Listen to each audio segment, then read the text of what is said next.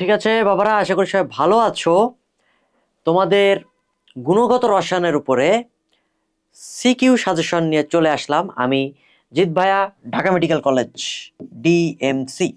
ওকে, যারা আমাকে চিনো তারা তো ভালো, যারা চিনো না তারা চিনে যাও, সমস্যা নেই। আমরা দেখব যে গুণগত রসায়ন থেকে কোন ধরনের সিকিউগুলো আসতে পারে।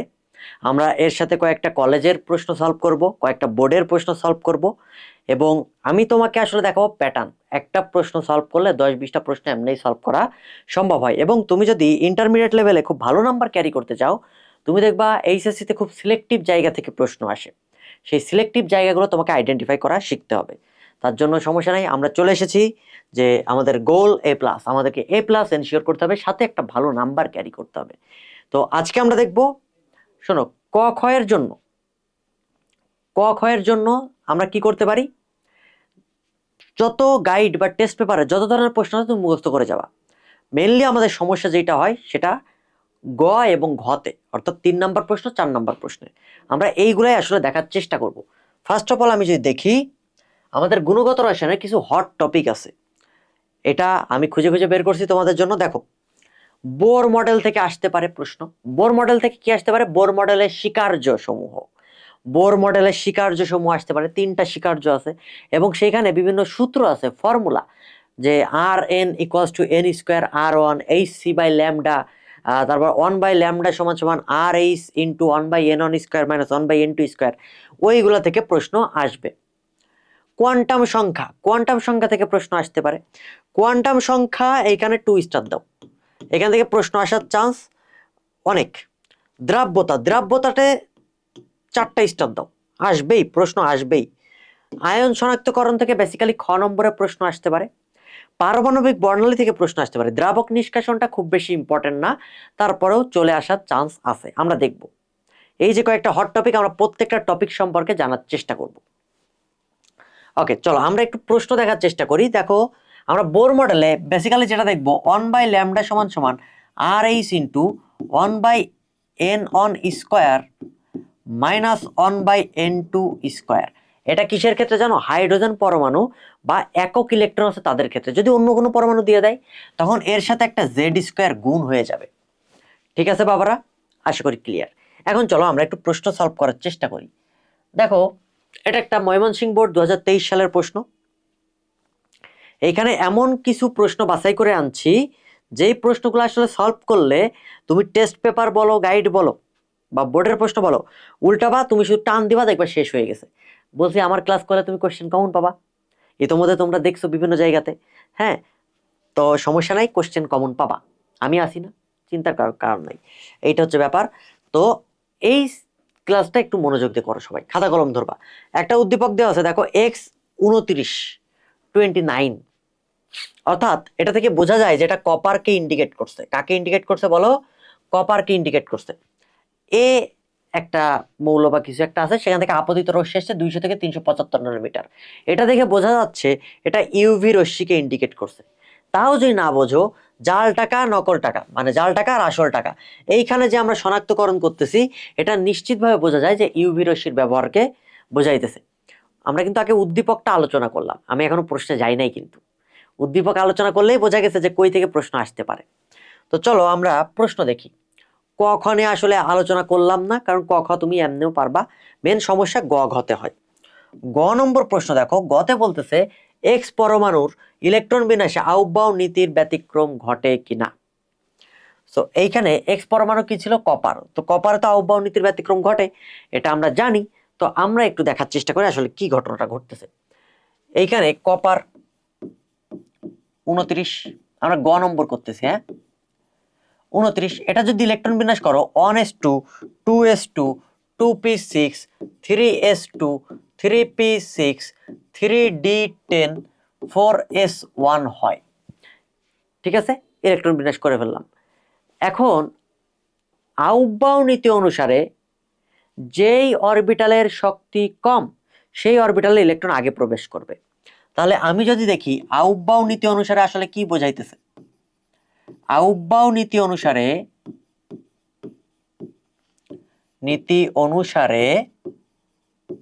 তুমি দেখো 3D এর ক্ষেত্রে 3D এর জন্য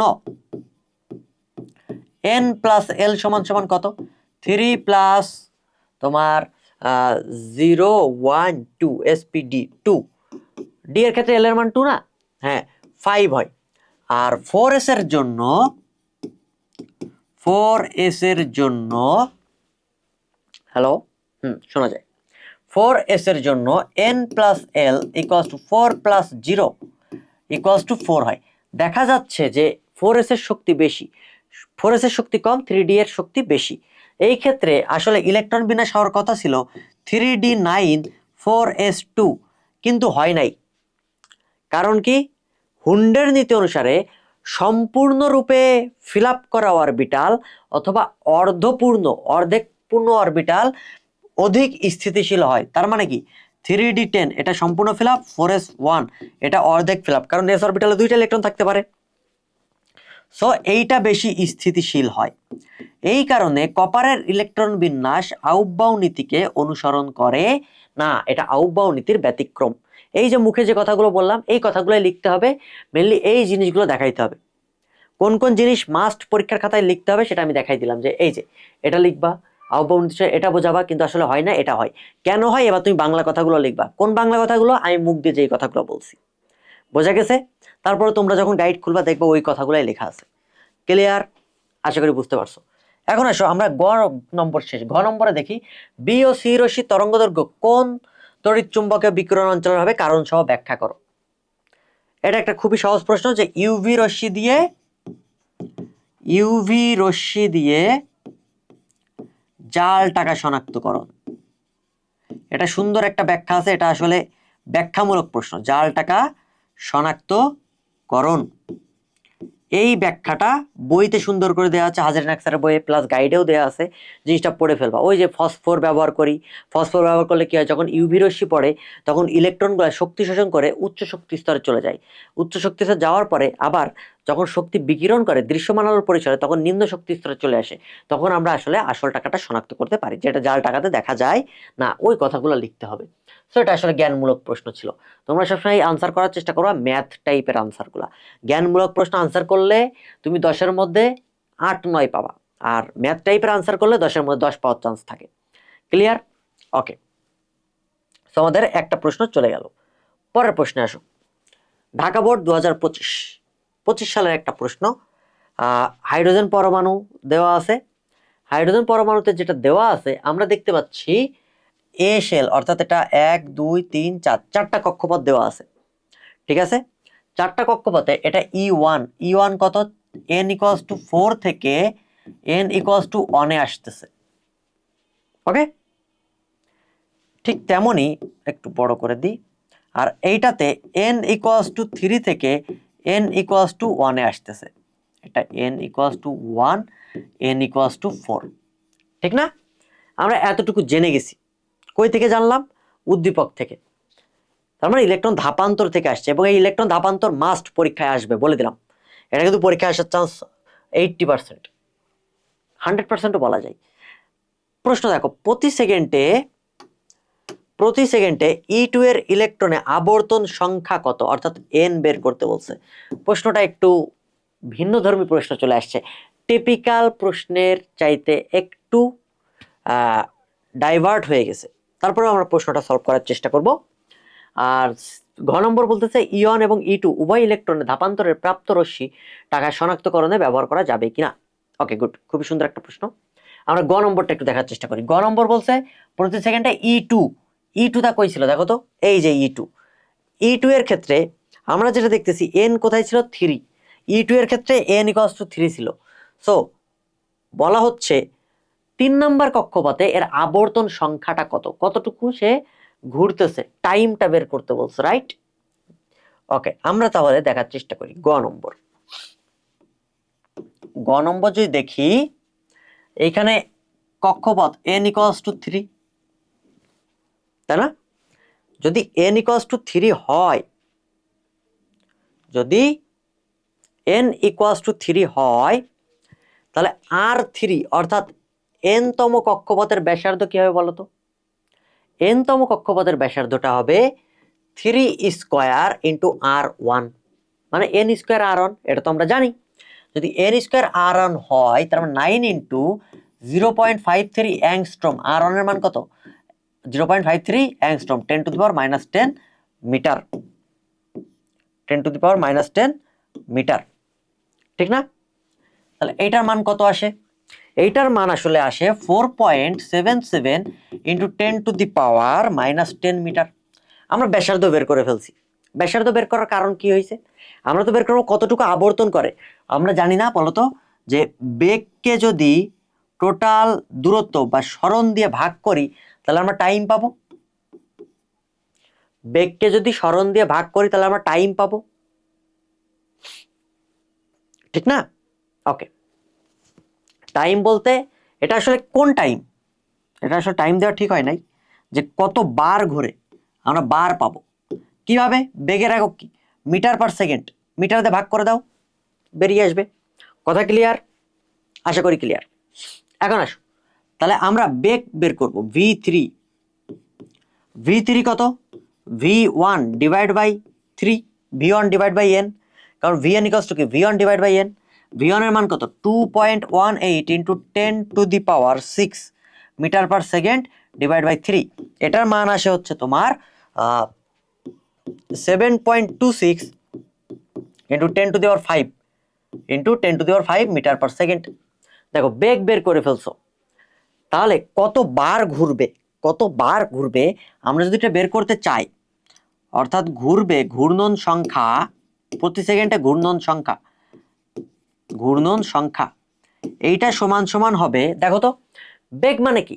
1 সেকেন্ডে সে এত মিটার যায়, তাই না? তাহলে কক্ষপথ কেমন অবস্থা থাকে? বৃত্তাকার কক্ষপথ না? বৃত্তাকার কক্ষপথ কিনা বলো? হ্যাঁ, বৃত্তাকার কক্ষপথ যদি থাকে তাহলে সেই পরিধিটাকে রাউন্ড করতে তার কত সেকেন্ড লাগতেছে সেটা বের করবো অ্যাকচুয়ালি। ওকে, কত টাইম লাগতেছে আর কি। তাহলে উপরে যাবে v3, নিচে 2πr3 অর্থাৎ পরিধি, নিচে পরিধি উপরে বেগ, বেগ ডিভাইড বাই পরিধি, বেগ ডিভাইড বাই পরিধি। আমাদের মেন আনসার কিন্তু বেগ ডিভাইড বাই পরিধি। এখন পরিধি বের করার জন্য r3 দরকার ছিল, তাই r3 বের করছি, আর বেগ দরকার ছিল, বেগ বের করছি। পরিধি সমান সমান কি? 2πr। এই কারণে আমরা মানগুলো বসাই দাও। মানগুলো যদি বসাই দাও তাহলে আনসার আসবে। তোমরা ক্যালকুলেটর ইউজ করে বের করে নিও, আমার কাছে অলরেডি ক্যালকুলেটর বের করা আছে।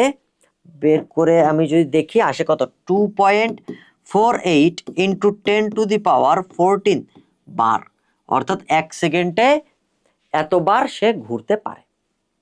ক্লিয়ার? আনসার কিন্তু শেষ। And that is our answer. এইভাবে পরীক্ষার খাতায় লেখা যাবে না, এতটুকু হলে কারেক্ট, 3-3 পাওয়ার মতো। কিন্তু 3-3 পাওয়ার মতো হইলেও আরেকটু লিখতে হবে যে দেওয়া আছে, আমরা জানি N square into R on, তারপরে এন এর মান 3 বসাবা, এখানে v1/n, তারপরে এন এর মান 3 বসাবা। এবার ধাপে ধাপে করে আসতে হবে, ওই কথাগুলো লিখতে হবে এবং শেষ নামাইতে হবে, অর্থাৎ প্রতি সেকেন্ডে ঘূর্ণন সংখ্যা এতবার। এই শেষ না নামাইলে 3-3 দিবে না, এখানে তুমি 2 পাইতে পারো, ঠিক আছে? বাট তুমি প্রসেসটা বুঝছো কিনা বলো? প্রসেসটা আমাদের দরকার ছিল। তাহলে আমরা কি করলাম? আসলে মেন থিম কি? আমরা যদি মেন থিম দেখার চেষ্টা করি, যে এটা বের করার থিম হচ্ছে উপরে বেগ, নিচে পরিধি, এবং পরিধি জানার জন্য যা যা করতে হয় আমরা সেটা করছি, ঠিক আছে? পরের প্রশ্ন আসো। ইয়ন এবং ই2 উভয় ইলেকট্রন ধাপান্তরের ক্ষেত্রে প্রাপ্ত রশ্মি টাকা শনাক্তকরণের ক্ষেত্রে ব্যবহার করা যাবে কি? ওকে, আমরা দেখি। ই1, তুমি যদি ম্যাথও না করো তাও কিন্তু একটু কমন সেন্সে বলতে পারো যে টাকা শনাক্তকরণে ব্যবহার করা যাবে কিনা। দেখো তো n=1 না দুইটার ক্ষেত্রেই? প্রথম কক্ষপথে আসতেছে, প্রথম কক্ষপথে যদি আসে তাহলে সেটা কোন সিরিজ? Lyman series. আর লাইম্যান সিরিজ যদি হয়, কোন ধরনের তরঙ্গ দৈর্ঘ্য পাওয়া যায় বাবারা? ইউভি রশ্মি। আর ইউভি রশ্মি দিয়েই তো জাল টাকা শনাক্ত করা যায়। তুমি কিন্তু অলরেডি আনসার জানো, বাট এখানে ম্যাথ করে দেখাইতে হবে। ম্যাথ কেমনে করবো আমরা একটু দেখি। ইয়ন আর ই2। ওকে, ঘ নম্বর, ই অনের ক্ষেত্রে ওই দেওয়া আছেটা আছে, তোমরা লিখবা। লেখার পরে 1/λ = RH into 1/n1 square minus 1/n2 square. Z এর মান তো 1, তো জেড স্কোয়ার আমরা দিব না, যেহেতু হাইড্রোজেন পরমাণু বলছে। হাইড্রোজেন পরমাণু না বললে আমরা জেড এর মান ব্যবহার করতাম। তাহলে এখানে মান বসাই দাও, 1/λ। আর এইচ এর মান তো তোমরা জানো 1.09678 into 10⁻7 metre inverse on. n1 এর মান কত 1, যেহেতু লাইম্যান সিরিজ দেখাই আছে। আর n2 এর মান কত ছিল? n2 এর মান ছিল হচ্ছে 4, একটাতে 4 ছিল আর একটাতে 3 ছিল, তাই না? 4 স্কয়ার যদি থাকে তাহলে ল্যামডা এর মান ন্যানোমিটারে বের করে ফেলো। এটাকে আমরা ল্যামডা 1 দিই। ইওয়ান এর ক্ষেত্রে আমরা কি দিব? ল্যামডা 1 দিব। এটার মান আসে 97.254 ন্যানোমিটার। একটা পেয়ে গেছো। অতএব তরঙ্গ দৈর্ঘ্যটি এখানে শেষ লাইন নামাবা ইউভি অঞ্চলের, ইউভি অঞ্চলের। ওকে, E2 এর ক্ষেত্রে ফর্মুলা কি বুঝতে পারছো? n1 n2 এর মান দেওয়া আছে মানে তোমাকে 1/λ এই ফর্মুলা ইউজ করতে হয়েছে। খুবই সহজ না? এই সূত্রের ম্যাথ কিন্তু পরীক্ষাতে আসবে আসবে আসবে, বলে দিলাম।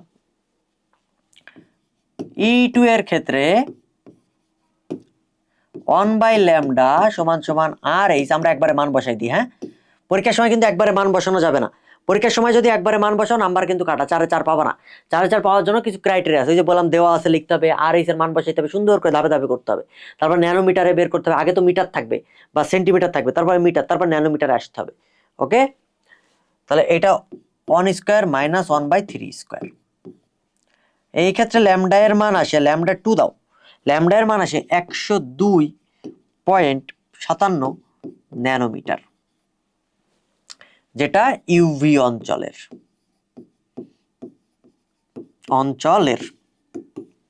তার মানে কি বলবা? যেহেতু দুইটাই ইউভি অঞ্চলের সুতরাং ব্যবহার করা যাবে। ওই যে শেষ লাইন নামাই দিবা, ইওয়ান E2 এর যে তরঙ্গ দৈর্ঘ্য পাবো সেটা জাল টাকা বা জাল ফাস্ফোর্ট শনাক্তকরণে ব্যবহার করা যাবে।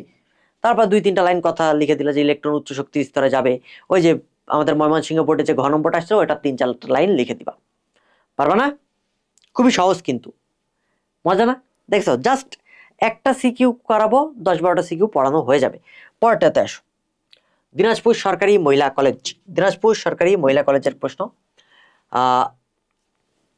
চমৎকার একটা প্রশ্ন আসছে। ধাপান্তর এ, এ ধাপান্তর কই হইতেছে? এটার মান যদি 1 2 3 4 4 নম্বর কক্ষপথ পর্যন্ত আছে, এ আসতেছে কোথায়? 2 নম্বর কক্ষপথে, n = 2। আর এইটা আসতেছে কোথায়? 1 নম্বর কক্ষপথে, n = 1। এইচ এর মান দেওয়া আছে আর এইচ এর মান দেওয়া আছে, খুব সুন্দর করে দেওয়া আছে। সর্বশেষ কক্ষপথ কোনটা? 4, n = 4, এটা সর্বশেষ কক্ষপথ। এতটুকু আমরা আইডেন্টিফাই করলাম, যেটা বোর পরমাণু মডেলকে আসলে ইন্ডিকেট করতেছে। আমরা প্রশ্ন দেখি, গ নম্বর প্রশ্ন দেখো। এই সময় কাকে বলে, pH 7 কেন, এগুলো তোমরা পারো, সো এগুলাতে আমরা যাচ্ছি না, ওগুলো তুমি গাইড পড়লে এমনি পারবা। উদ্দীপকের সর্বশেষ কক্ষপথের ব্যাসার্ধ, সর্বশেষ কক্ষপথ মানে কি? n = 4। দেখো প্রশ্ন পড়ার সাথে সাথে কিন্তু আইডেন্টিফাই করে ফেলছি। সহজ একটা প্রশ্ন, দিনাজপুর সরকারি মহিলা কলেজের প্রশ্ন। ওকে, ব্যাসার্ধ দেওয়া আছে এত সেন্টিমিটার, গুড। অর্থাৎ R4 এর মান দেওয়া আছে, R4 এর মান দেওয়া আছে। বলতেছে ইলেকট্রনের গতিবেগ কত, অর্থাৎ ভি বের করতে বলা হয়েছে। এটা দুইভাবে করা যায়, দুইভাবে করা যায়। চতুর্থ কক্ষপথের বেগ বের করতে বলছে, সো আমি যদি এমসিকিউতে আসতো এটা করে ফেলতাম, v4 = v1 / 4। শেষ, আনসার শেষ। কিন্তু আসলে এইভাবে করা যাবে না, সিকিউ এর ক্ষেত্রে এত সহজে করা যাবে না। 3 মার্কের প্রশ্ন একটু বড় করে করতে হবে। আসো আমরা একটু দেখার চেষ্টা করি। গ নম্বর, এটার গ নম্বরটা খুবই সহজ। দেখো n = 4 দেওয়া আছে, আর এর মান কত দেওয়া আছে বলো তো? 8.5 × 10⁻⁻8 সেন্টিমিটার। এটাকে মিটারে নাও, মিটারে নিলে কত আসে? 8.5 × 10⁻⁻10 মিটার, রাইট? ওকে, যদি এইটা আসে, এখন দেখো আমাকে বেগ বের করতে হবে, বাট ইলেকট্রনের এম তো তুমি জানো কত বলো? 9.31 বা 9.11 × 10⁻31 কেজি। ঠিক আছে না? ওকে, এগুলো আমরা জানি। যদি জানি, তুমি একটা ফর্মুলা জানো না? mvr = nh / 2π, বোর পরমাণু মডেল। কৌণিক ভরবেগের সূত্র কি? mvr = nh/2π। দেখো এম এর মান জানো, আর এর মান জানো, এন এর মান জানো, এইচ এর মান তো মুখস্থ 6.626 × 10⁻34, আর 2π এর মান জানো, জাস্ট ভি বের করতে হবে, শেষ। লিখবা বোর পরমাণু মডেল হতে পায় বা বোর হতে পায়, এই কথাগুলো লিখতে হবে। এই প্রত্যেকটা কথার জন্য মার্ক আছে, ঠিক আছে, পার্শিয়াল মার্কিং আছে, একবারে ডিরেক্ট হইলে 0 বা না, এই সরি, না হইলে 0 বা হইলে 4 এমন কিন্তু মার্ক দিবে না।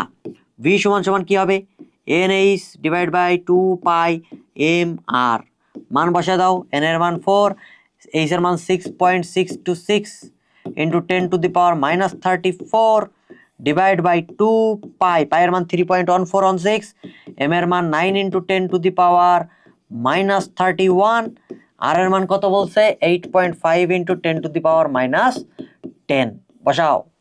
ভি এর মান কত আসে 5.4 ইন্টু 10⁵ মিটার পার সেকেন্ড। শেষ। এইভাবে করে আসতে হবে, বোঝা গেছে? তোমাকে দুইটা টেকনিকই দেখাইছি, একটা টেকনিক ফর এমসিকিউ আর একটা সিকিউ। কথা বোঝা গেছে? ওকে, আশা করি ক্লিয়ার। পরেরটাতে আসো, আমরা দেখি ঘ নম্বরে বলতেছে উদ্দীপকের ধাপান্তর এ এবং ধাপান্তর বি এর মধ্যে কোন সৃষ্ট বর্ণনাটি দৃশ্যমান হবে। চিন্তা করে দেখো, যেটা 2 নম্বর আসছে সেটা বামার সিরিজ, তার মানে এটাই তো বর্ণনা, এটা দৃশ্যমান হবে। সো আমরা এটা করব, ওই যে ল্যামডা এর মান বের করব। এইভাবে আমরা কিছু লিখবো না, আমরা যেটা করব ল্যামডা এর মান বের করব। ঘ নম্বর যদি দেখি এ এর ক্ষেত্রে 1/λ equals to RH into 1/n1 square minus 1/n2 square. 1/n1 এর মান কত ছিল বলো? আমরা যদি দেখার চেষ্টা করি, এ কই, এই যে এ ধাপান্তরের ক্ষেত্রে হচ্ছে 4 থেকে 1 2 আসছে, 4 থেকে 2 আসছে। আর বি এর ক্ষেত্রে কত আসছে 4 থেকে 1 আসছে, বি তে 4 থেকে 1 আসছে, 4 থেকে 1 আর 4 থেকে 2, তাহলে 1/2 স্কোয়ার মাইনাস 1/4 স্কোয়ার। শেষ, কোন একটা মান তুমি পাবা। ঠিক তেমনই বি এর ক্ষেত্রে, এক্ষেত্রে ল্যামডা এর মান কিসে নিবা বলো তো? ন্যানোমিটারে।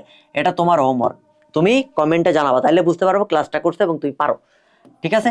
কারণ আমি যদি সব করাই দিই, অলরেডি একটা প্রসেস তো দেখাইছি, তাই না? দেখাইছি বলে এই জিনিসে আমি আর বেশি টাইম দিতেছি না। কারণ আমি যদি সব দেখাই দিই, তাহলে তুমি কি করবা?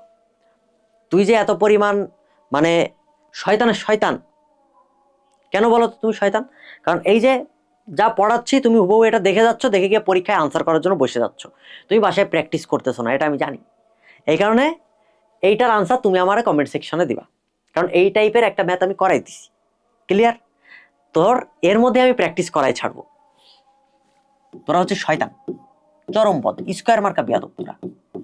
1 এটা 1 স্কোয়ার মাইনাস 1/4 স্কোয়ার যদি হয়, এখানে ল্যামডা এর মান ন্যানোমিটারে বের করবা, কত হয় দেখাবা, দেখানোর পরে বলবা যেহেতু এরটা হচ্ছে দৃশ্যমান অঞ্চলের হবে, বামার সিরিজ বা 2 নম্বর কক্ষপথে আসছে, এবং এর তরঙ্গ দৈর্ঘ্য যেটা পাওয়া গেছে সেটা 380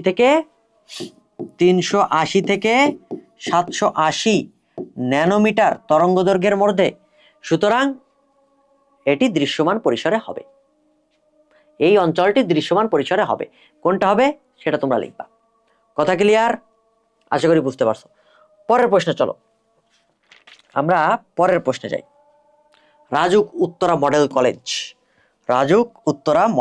কলেজ, আমরা রাজুক উত্তরা যদি মডেল কলেজের প্রশ্নটা দেখি, খুব চমৎকার একটা প্রশ্ন। এখানে KLMN শেল দেওয়া আছে, KLMN শেল দেওয়া আছে। কে মানে কি? প্রথম কক্ষপথ, দ্বিতীয়, তৃতীয়, চতুর্থ কক্ষপথ, এন পর্যন্ত চতুর্থ কক্ষপথ। আমরা একটু প্রশ্ন দেখার চেষ্টা করি। প্রশ্ন বলতেছে উদ্দীপকের চিত্রটি যে পরমাণু মডেলকে সমর্থন করে তা বর্ণনা করো। এটা হচ্ছে ব্যাখ্যামূলক প্রশ্ন। ব্যাখ্যামূলক প্রশ্ন হচ্ছে বোর পরমাণু মডেলকে সমর্থন করে। এরপরে বোর পরমাণু মডেলের কি করবা? 3টা স্বীকার্য লিখে দিবা। কি লিখে দিবা? 3টা স্বীকার্য। 3টা স্বীকার্য কি ছিল? প্রথমটা হচ্ছে কক্ষপথের ধারণা, দ্বিতীয়টা হচ্ছে কৌণিক ভরবেগ, তৃতীয়টা হচ্ছে শোষণ বা বিকিরণ বর্ণালী। তাই না? আমরা কিন্তু জানি এটা তোমাদের প্রথম দিকের পড়াশোনা।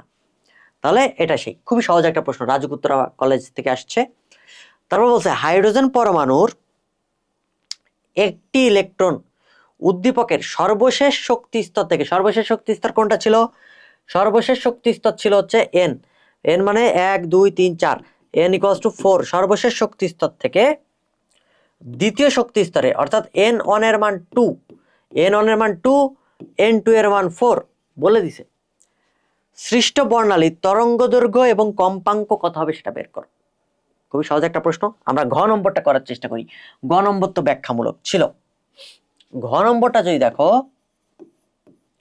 তাহলে 1 বাই ল্যামডা সমান সমান R H into 1 by N one square minus 1 by n2 square, মান বসায় দাও 1.09678 into 10⁻⁷ metre inverse 1। N one এর মান কত ছিল 2 স্কোয়ার মাইনাস 1/4 স্কোয়ার, যেহেতু সর্বশেষ কক্ষপথ বলছিল, তাই না? দেখছো একটাই ফর্মুলা, কিন্তু একটা ফর্মুলা দিয়ে কিন্তু আমরা ম্যাথ করে ফেলতেছি। তো এই ক্ষেত্রে উল্টাই দিবা, মান টান বসানোর পরে ল্যামডা এর মান কত আসে বলো? ল্যামডা এর মান আসে 4.86 ইন্টু 10⁻⁷ মিটার। তরঙ্গ দৈর্ঘ্য বের করা শেষ। পরীক্ষায় কি চাইছে? পরীক্ষায় জানতে চাইছে তরঙ্গ দৈর্ঘ্য কত, একটা আনসার শেষ। পরেরটা কি চাইছে? কম্পাঙ্ক কত। কম্পাঙ্কের ফর্মুলা কি? কম্পাঙ্কের ফর্মুলা তুমি জানো, ভি সমান সমান এফ ল্যামডা। তো আমরা তো ভি ব্যবহার করব না। কেন ভি ব্যবহার করব না? কারণ যেহেতু এটা ইলেকট্রনের কথা হচ্ছে, তো সি ব্যবহার করব, কারণ আলোর বেগ। সি সমান সমান এফ ল্যামডা, তাহলে এফ সমান সমান কি হবে? সি বাই ল্যামডা হবে। তাহলে এই ক্ষেত্রে কম্পাঙ্ক এফ সমান সমান, অনেক জায়গায় মিউ লেখা থাকে, একই কথা, যেটা যার যেটা ভালো লাগে তুমি সেটা দিবা। সি বাই ল্যামডা, সি এর মান কত? 3 ইন্টু 10⁸ মিটার পার সেকেন্ড, নিচে 4.86 ইন্টু 10⁻⁻7 মিটার, অর্থাৎ পার সেকেন্ডে মান কত আসে? 6.17 ইন্টু 10⁻14। উত্তর হচ্ছে হার্জ। আনসার শেষ।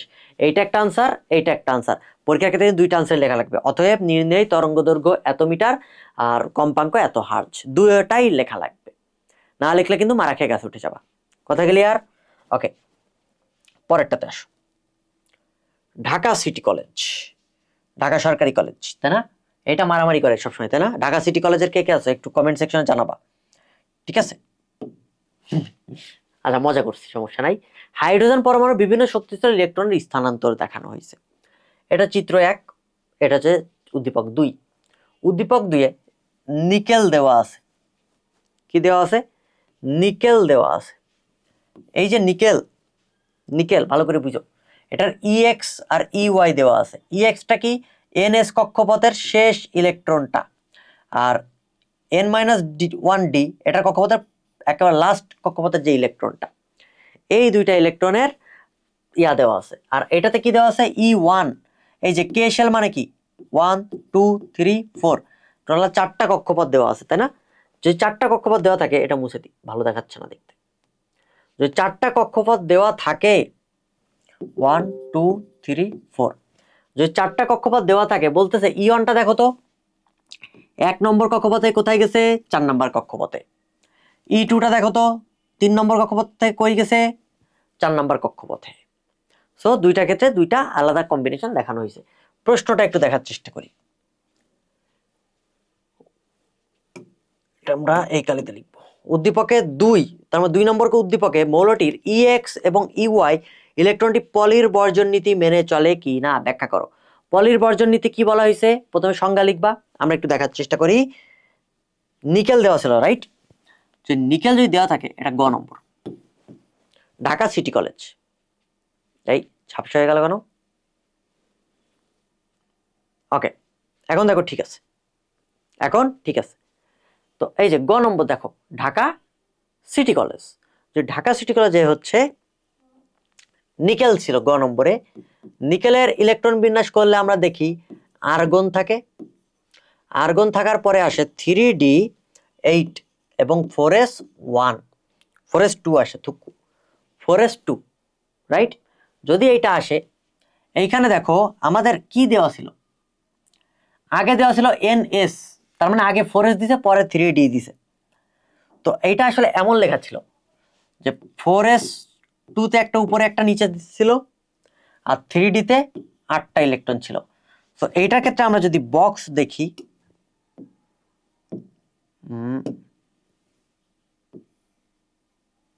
ওকে ঠিক আছে, আমরা একটু দেখার চেষ্টা করি। এই ক্ষেত্রে দেখো 4s এ উপরে একটা, সরি আমরা কালি দিই, উপরে একটা নিচে একটা ছিল, রাইট? আর এইটার ক্ষেত্রে তো আমাদের টোটাল 5টা অরবিটাল ছিল 3D তে, 1 2 3 4 5। তো এইটার ক্ষেত্রে আমরা যদি দেখি 1 2 3 4 5 6 7 8, এই যে হুন্ডের নীতি অনুসারে এইভাবে ইলেকট্রন বিন্যস্ত হয় কিনা বলো? হয়েছে। যদি হয়ে থাকে, তুমি জানো এই লাস্টেরটা, এই যে লাস্টেরটা, লাস্টেরটাকে আমরা বলতেছি EX, রাইট? লাস্টেরটা EX ছিল না? এই যে EX দিছে, নিকেলের প্রথমটা NS এ, আর N-1D এটাতে EY দিছে। যদি দেওয়া থাকে, তার মানে এইটা দেওয়া আছে EY। এখন বলতেছে এই দুইটা ইলেকট্রন পলির বর্জন নীতিকে সমর্থন করে কিনা। পলির বর্জন নীতির ফর্মুলা, পলির বর্জন নীতি কাকে বলে? কোনো পরমাণুর, যে কোনো পরমাণুর, অর্থাৎ একটি পরমাণুর 2টি ইলেকট্রনের 4টি কোয়ান্টাম সংখ্যার মান কখনো একই হবে না। 3টি কোয়ান্টাম সংখ্যার মান একই হলেও 4র্থ কোয়ান্টাম সংখ্যা অবশ্যই ভিন্ন হবে। এটা পলির বর্জন নীতি বলছে। সো আমাকে এটা দেখাইতে হবে যে 4টা কোয়ান্টাম সংখ্যা দেখাইতে হবে। সো 4টা কোয়ান্টাম সংখ্যা কিন্তু পরীক্ষাতে আসবে। এইভাবে না আসতে পারে, বলতে পারে 3 নম্বর কক্ষপথের কোয়ান্টাম সংখ্যা দেখাও। বুঝো নাই? 3 নম্বর কক্ষপথের কোয়ান্টাম সংখ্যা দেখাও। সো এটাও কিন্তু আসতে পারে, যে কোনো ভাবে প্রশ্ন আসতে পারে। সো 3 নম্বর কক্ষপথের কোয়ান্টাম সংখ্যা দেখাবা। আমরা আগে দেখি পলির বর্জন নীতিকে সমর্থন করে কিনা। সো এইখানে আমরা একটা বক্স আঁকাই। কিভাবে লিখতে হয় দেখো, পলির বর্জন নীতি লেখার জন্য এইভাবে লিখতে হয়। ঠিক আছে, ওকে। তারপরে আমরা যেটা করব, দাগ টানবো। দেখো এই বরাবর একটা টেনে দিই, বাঁকাই গেছে।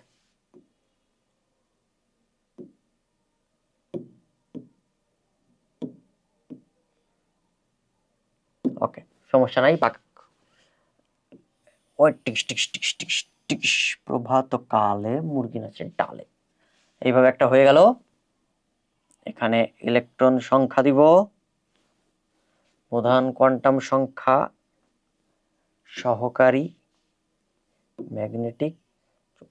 আসলে দাগটা একটু বাঁকা হয়ে গেছে, তোমরা স্কেল দিয়ে সুন্দর করে টানবা। ঠিক আছে, এইখানে হেডলাইন দাও, এখানে হেডলাইন দাও ইলেকট্রন, ইলেকট্রন। এখানে দাও প্রধান কোয়ান্টাম সংখ্যা, প্রধান কোয়ান্টাম সংখ্যা ব্র্যাকেটে N, তারপরটাতে সহকারী কোয়ান্টাম সংখ্যা ব্র্যাকেটে L, তারপরে চুম্বকীয় কোয়ান্টাম সংখ্যা ব্র্যাকেটে M, তারপরে স্পিন কোয়ান্টাম সংখ্যা ব্র্যাকেটে S। সো এইখানে আমরা যেটা দেখি, ইলেকট্রন কি EX, আর একটা কি EY। যদি না লেখা থাকতো বলতাম দশম ইলেকট্রন, পঞ্চম ইলেকট্রন, এইভাবে আমরা ইলেকট্রনকে আইডেন্টিফাই করতাম। কথা ক্লিয়ার? যেহেতু পরীক্ষাতে EXEY বলে দিছে, আমরা EXEY নিব। বোঝা গেছে কিভাবে লিখতে হয়? ওকে। প্রধান কোয়ান্টাম সংখ্যা, এটা দেখো নিচে অবস্থায় আছে, এটার N এর মান কত? 4, আর এটার ক্ষেত্রে N এর মান কত? 3। সহকারী কোয়ান্টাম সংখ্যা কত? L এর মান, যেহেতু S অরবিটাল আছে তার মানে 0, আর এক্ষেত্রে D এর ক্ষেত্রে 0 1 2। চুম্বকীয় কোয়ান্টাম সংখ্যা কত হবে এটার ক্ষেত্রে? 0। এইটার ক্ষেত্রে কত হবে চিন্তা করে দেখো, যেহেতু 2 আছে তার -2 -1 0। এটা কিভাবে হয় দেখো, এটা তো পারা উচিত। -2 -1 0 +1 +2। সো এইটাকে আমরা বলতে পারি +2। ঠিক আছে, স্পিন কোয়ান্টাম সংখ্যা এটার ক্ষেত্রে কি নিচে অবস্থায় আছে, নিচে ডাউন, তার মানে -1/2। আর এটার ক্ষেত্রে উপরে আছে আপ স্পিন, তার মানে +1/2। শেষ। নিচে লিখবো পলির বর্জন নীতি অনুসারে দেখা যায় কোয়ান্টাম সংখ্যা কখনো একই হবে না। দেখা যায় EX এর ক্ষেত্রে যে কোনো কোয়ান্টাম সংখ্যায় আসলে মিল পাওয়া যাচ্ছে না, সুতরাং এটি পলির বর্জন নীতিকে সমর্থন করে। কথা বোঝা গেছে? আশা করি ক্লিয়ার। এই প্রশ্ন কিন্তু মারাত্মক লেভেলের ইম্পর্টেন্ট। এটা না দিয়ে বলতে পারে তৃতীয় কক্ষপথে কোয়ান্টাম সংখ্যার হিসাব দেখাও, কোয়ান্টাম সংখ্যার সেট দেখাও। তোমরা এই জিনিসটা হোমওয়ার্ক করবা যে 3 নাম্বার কক্ষপথের কোয়ান্টাম সংখ্যার সেট পরীক্ষাতে কিন্তু আসবে, বলে দিলাম। হয় 3 আসবে, নয়তো চতুর্থ কক্ষপথের কোয়ান্টাম সংখ্যার সেট দেখাইতে বলবে। এটা পরীক্ষাতে আসবে, বলে দিলাম। আর আমি যা বলি তাই পরীক্ষা আসে, তোমরা জানো। এরপরেরটাতে আসো। উদ্দীপক 1 অনুসারে λ1 λ2 কি ধরনের তড়িৎচুম্বকীয় রশ্মি তা হিসাব করে দেখাও এবং 2 ধরনের রশ্মির মধ্যে তুলনামূলক আলোচনা করো, তুলনামূলক বিশ্লেষণ করো। প্রথমটাতে কি বলছে, λ1 এর ক্ষেত্রে জানি 1 থেকে 4 গেছে, λ2 এর ক্ষেত্রে 3 থেকে 4 গেছে। কথা ক্লিয়ার? আশা করি ক্লিয়ার। সো জীবন মানে তো যন্ত্রণা। ঘ নম্বর দেখো, আবারও আমরা দেখার চেষ্টা করব ঘ নম্বরটা। প্রথমে আমরা λ1 এর ক্ষেত্রে দেখব, অর্থাৎ E1 এর জন্য, E1 এর জন্য 1/λ1 equals to RH। সূত্রটা কি বলো? 1/n1 square minus 1/n2 square. সবসময় মনে রাখবা n1 এর মান ছোট কক্ষপথ হবে, সবসময় n1 কি হবে? ছোট কক্ষপথ হবে, এটা যেন মাথায় থাকে। তাহলে মান বসায় দাও, 1/λ1, RH এর মান আর বসালাম না, তোমরা অলরেডি জানো, 1/1 স্কয়ার মাইনাস তারপর 1/4 স্কয়ার। এই ক্ষেত্রে আমাদের λ1 কত আসে? λ1 আসে হচ্ছে 97.25 ন্যানোমিটার। ওকে, যেটা অ্যাকচুয়ালি কি, যেটা অ্যাকচুয়ালি হচ্ছে আমাদের ইউভি অঞ্চল, যেটা অ্যাকচুয়ালি হচ্ছে আমাদের ইউভি অঞ্চল, তাই না?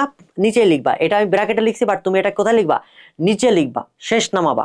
ওকে, এরপর আসো E2 এর ক্ষেত্রে। E2 এর জন্য জীবন মানে তো যন্ত্রণা, 1/λ2 RH ইন্টু 1/n1 এর মান কত? n1 এর মান হচ্ছে 3 স্কয়ার মাইনাস 1/4 স্কয়ার। তাহলে এই ক্ষেত্রে λ2 এর মান কত আসে? 1875 ন্যানোমিটার আসে। 1875 ন্যানোমিটার, যেটা অ্যাকচুয়ালি IR অঞ্চলের। এখন তোমাকে বলছে নিচে লিখবা, যেহেতু IR অঞ্চলের বা অবলোহিত অঞ্চলের, দুটার মধ্যে তুলনামূলক আলোচনা, তার মানে পার্থক্য লিখতে বলছে। এক পাশে ইউভি রশ্মি দিবা, এক পাশে IR রশ্মি দিবা, দিয়ে পার্থক্য লিখবা। সো এইখানে অ্যাকচুয়ালি যেটা জানতে চাইছে, পার্থক্য ইউভি এবং IR রশ্মির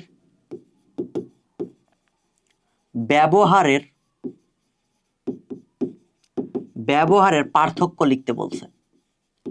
সো আগে এই ম্যাথ করতে হবে, ম্যাথ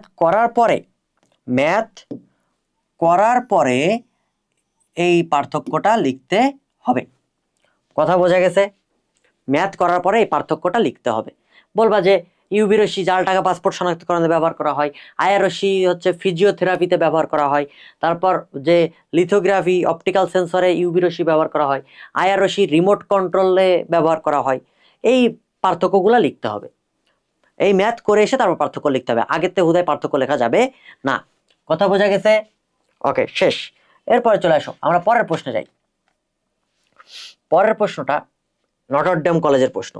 নটরডেম কলেজের প্রশ্ন একটু থিঙ্কিং লেভেল বাড়িয়ে চিন্তা করতে হবে, এই কারণে নটরডেম কলেজের প্রশ্নটা আনছি। এই প্রশ্নটা আমরা একটু সলভ করার চেষ্টা করি, খুবই মজার একটা প্রশ্ন, মজার প্রশ্ন। আমরা একটু দেখি। দেখো, চিত্র 1, একটা কক্ষপথের মধ্যে ইলেকট্রন ঘুরতেছে। কক্ষপথের মধ্যে কি করতেছে বাবারা? ইলেকট্রন ঘুরতেছে। এখানে আর এর মান দেওয়া আছে, অর্থাৎ কক্ষপথের ব্যাসার্ধ দেওয়া আছে। কত বেগে ঘুরতেছে? এই যে বেগের মানটা দেওয়া আছে, V 2.196 × 10⁸ centimetre per second, centimetre per second বেগে ঘুরতেছে। আর চিত্র 2-এ N2 থেকে N1 ইলেকট্রন আসতে শক্তি 2.2 × 10⁻12 আর্ক, এইটা বলে দিছে। সো এখন আমরা প্রশ্নে যাব।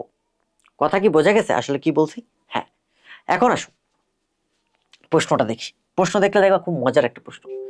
প্রশ্নে বলছে, দেখো, উদ্দীপকের চিত্র 1-এ ইলেকট্রনটি কত শক্তি প্রয়োগে আয়নিত হবে? এই প্রশ্নটা একটা খুবই চমৎকার একটা প্রশ্ন, খুব সহজে আসলে সবার মাথায় ক্যাচ করার কথা না, এই কারণে প্রশ্নটা আনা হয়েছে। এগুলো আসলে বোর্ডে আসার মতো প্রশ্ন না, কিন্তু তারপরেও যেহেতু বেসিক আছে এই কারণে আনছি। চলো আমরা একটু সলভ করার চেষ্টা করি। তোমাকে যদি আমি বলি, মনে করো হাইড্রোজেন আছে, ভালো করে বুঝো, হাইড্রোজেন আছে, হাইড্রোজেনের কক্ষপথে কয়টা ইলেকট্রন আছে বলো? একটা। সেই একটা ইলেকট্রনকে বের করার ফলেই তো তোমার H+ আয়ন হয়েছে নাকি, রাইট? হ্যাঁ, দ্যাট মিনস এই যে চিত্র 1-এ যে পরমাণুতে একটা ইলেকট্রন দেখাইছিল প্রথম কক্ষপথে, আয়নিত করা মানে ইলেকট্রনকে বের করতে বলা হয়েছে, ঠিক না? ওকে, তার মানে বলছে ইলেকট্রনকে বের করতে কত শক্তি লাগবে। এই ক্ষেত্রে একটু ফিজিক্সের কথাটা মাথায় আনো। ফটোতড়িৎ ক্রিয়া পড়ছো না?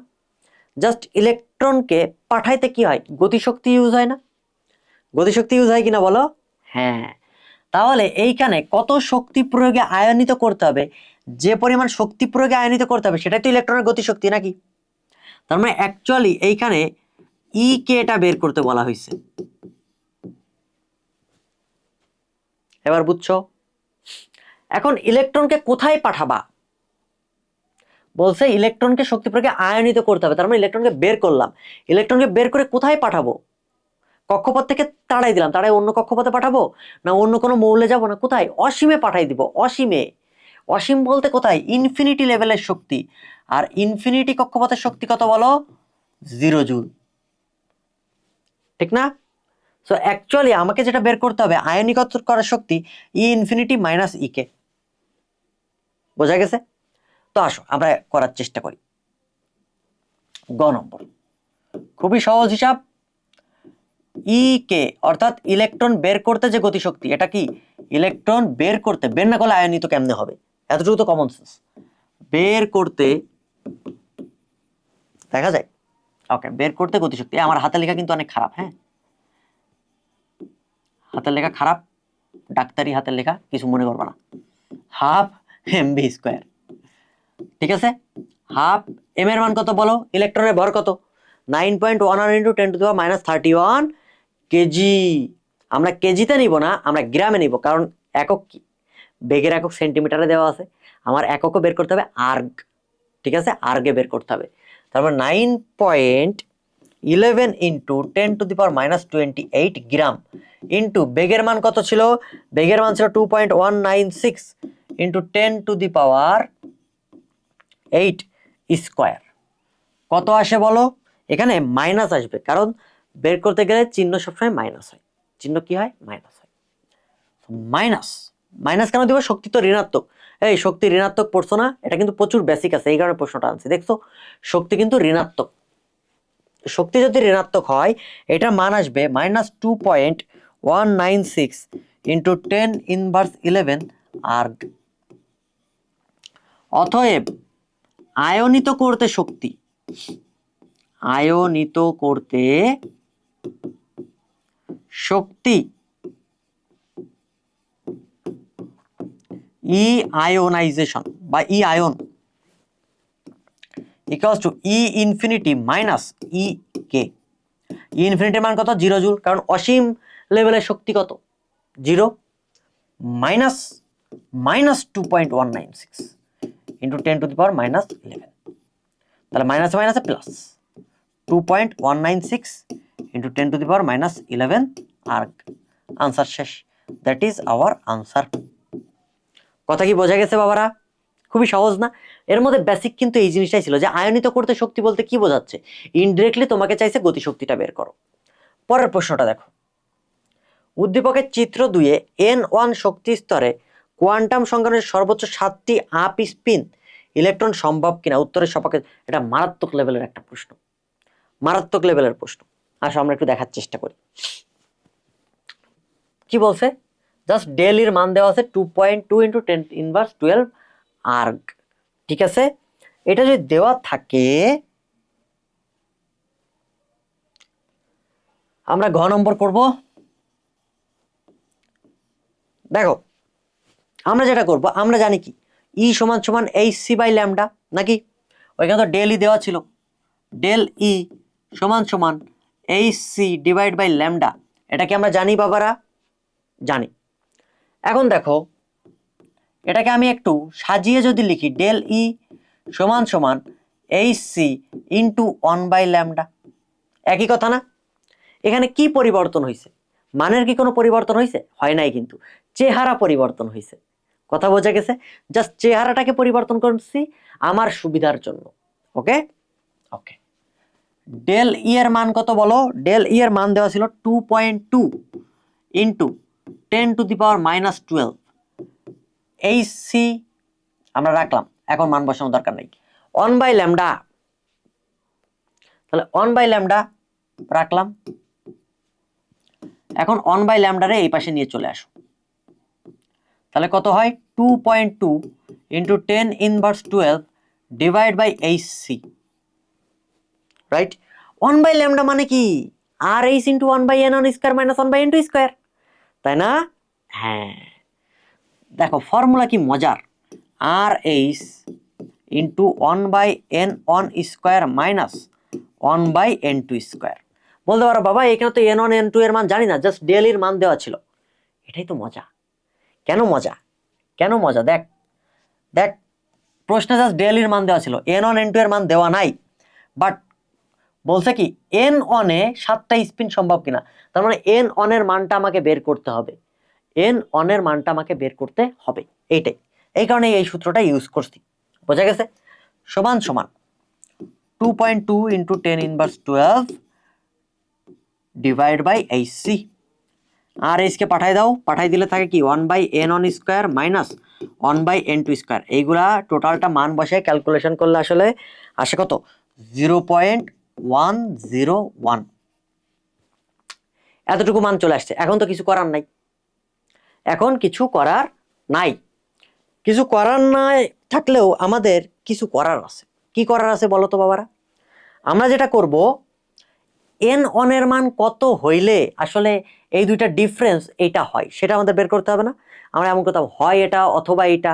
মনে পড়ে ম্যাথে করছো না? সো আমরা ওই নিয়মেই যাব, কিন্তু একটু অন্য টাইপের। দেখো n2 এর মান কখনো 1 হওয়া কি সম্ভব? কখনোই সম্ভব না। n2 এর মান 2 থেকে ইনফিনিটি পর্যন্ত যে কোনো কিছু হইতে পারে, 2 3 4 5 6 7 8 9 10। সো n2 এর মান নিয়ে আমার কোনো ঘাবলা নাই, ঘাবলা হচ্ছে n1 এর মান নিয়ে। আমাকে বের করতে হবে এমন কিছুর মান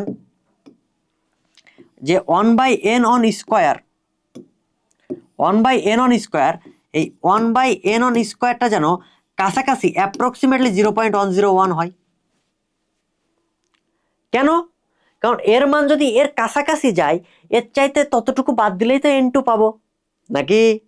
হ্যাঁ, কথা কি বুঝতে পারছো? মানে এর কাছাকাছি কোনো একটা মান আমাকে বের করতে হবে। সো আমরা এখন দেখার চেষ্টা করি, আসো। প্রভাতকালে মুরগি নাচে ডালে, ওকে।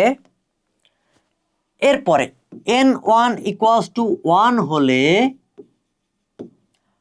1/1 স্কোয়ার ইকুয়ালস টু 1, যেটা কি এর কাছাকাছি না, অনেক দূরে, তার মানে পার্থক্য অনেক বেশি, পার্থক্য বেশি। সো ইহা পসিবল না, এটা সম্ভব না, বাদ। n1 ইকুয়ালস টু 2 হলে 1/2 স্কোয়ার ইকুয়ালস টু কত? 2 2 4, 0.25।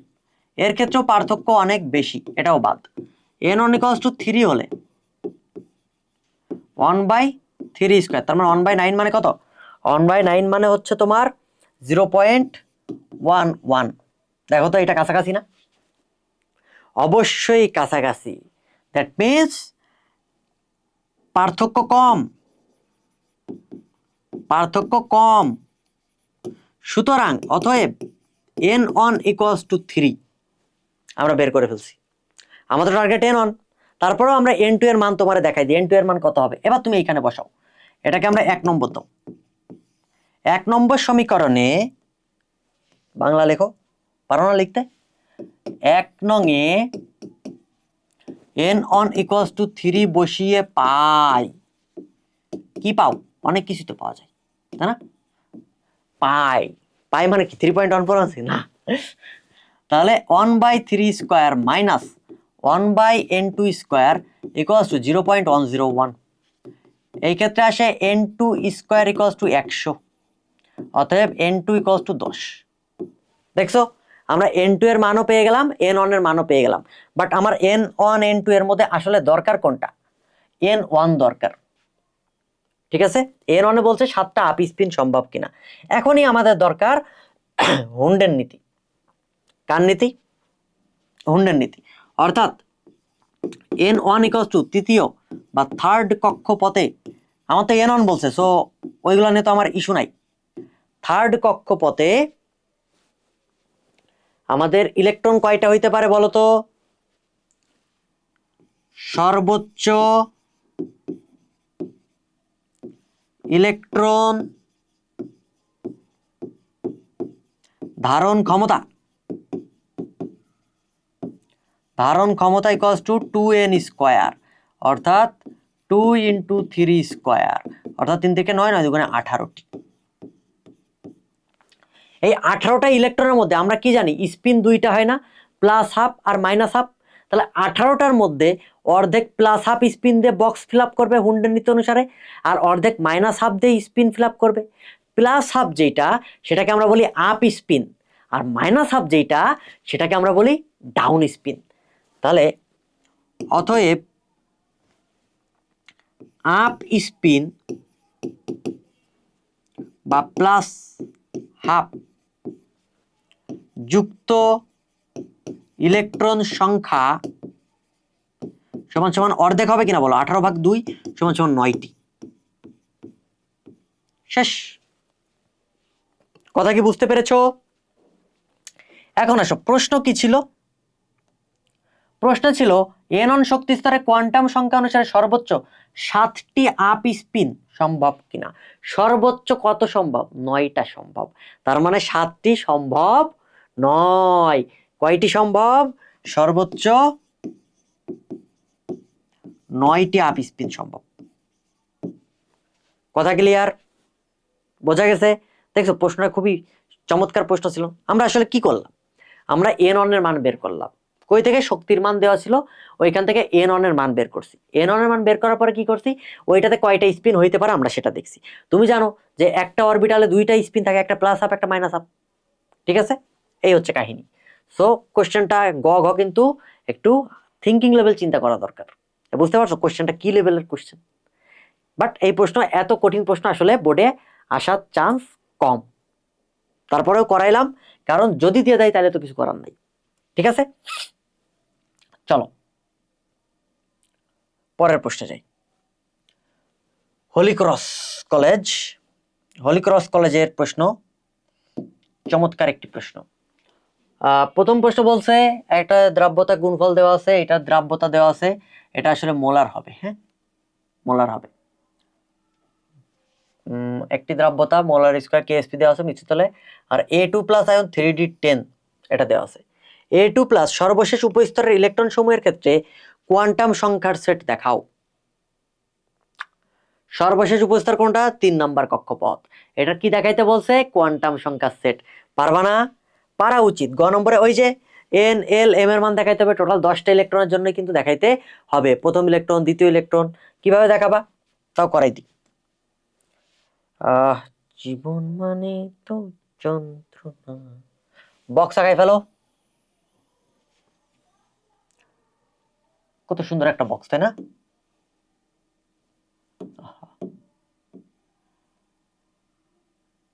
ওকে, যাই হোক,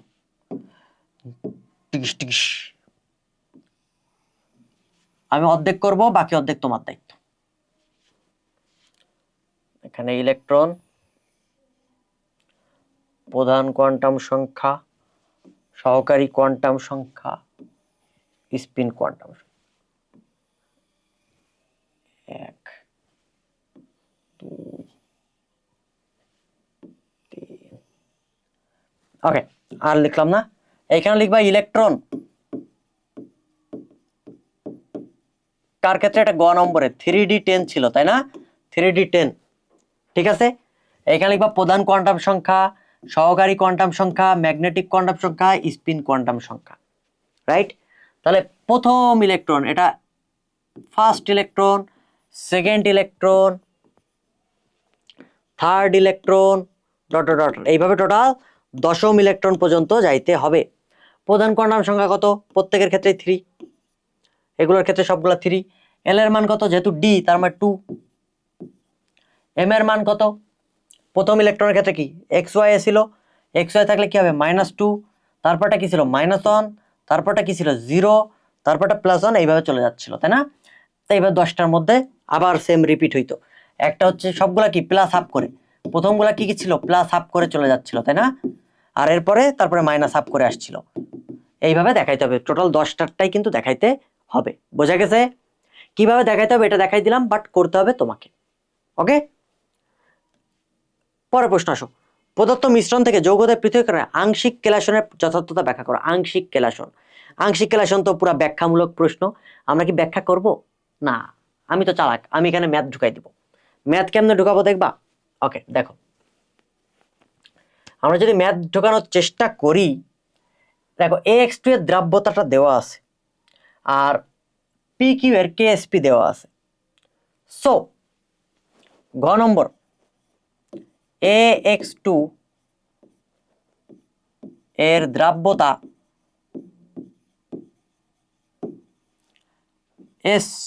AX2 ইকুয়ালস টু কত ছিল বলো? 1.88 এর 10 ইনভার্স 4, 1.88 ইন্টু 10 ইনভার্স 4 মোলার। ওকে, PQ এর ক্ষেত্রে KSP এর মান দেওয়া আছে। তাহলে KSP এর মান যদি দেওয়া থাকে বাবারা, KSP এর মান আমরা কি জানি? এটা আগে লিখবো P প্লাস, এখানে Q মাইনাস। তাহলে দুইটার ক্ষেত্রে আগে এখানে তো বিক্রিয়া লিখতে হবে, PQ, P plus Q minus S, দ্রাব্যতা, তাই না? S into S equals to S square. আর KSP এর মান কত দেওয়া ছিল বলো? 1.92 10 ইনভার্স 20। সো বা 1.92 10 ইনভার্স 20, 1.92 ইন্টু 10 ইনভার্স 20, অতএব S equals to root over 1.92 into 10 inverse 20 equals to কত আসে বলো? এখানে আসে 1.3 into 10 inverse 4 mole per litre বা মোলার, একই কথা। দেখো দুইটা ক্ষেত্রে দ্রাব্যতা পেয়ে গেছি, এটা SPQ দিলাম। সো দুইটা দ্রাব্যতার আমরা পার্থক্য বের করব। দুইটা দ্রাব্যতার কি বের করবো বাবারা? পার্থক্য বের করব। পার্থক্য যদি বের করি, মানে অনুপাত S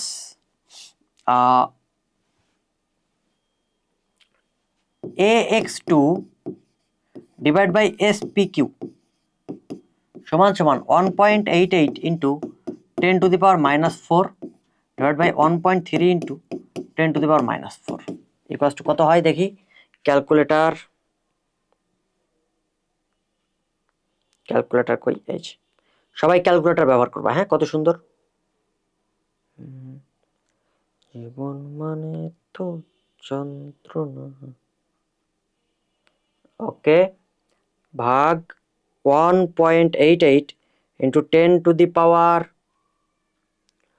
-4 divide by 1.3 into 10 to the power -4, answer আসে হচ্ছে 1.44। অর্থাৎ যেহেতু দ্রাব্যতার অনুপাত খুবই কম, প্রায় কাছাকাছি, সুতরাং কি হবে? আমরা জানতাম কি দ্রাব্যতার পার্থক্য 40-এর বেশি হইলে আমরা কেলাসন করি, কম হইলে দ্রাবক নিষ্কাশন করি, ওইটা ছিল না? ওই অনুযায়ী এখানে ব্যাখ্যা করতে হবে আংশিক কেলাসনের যথার্থতা।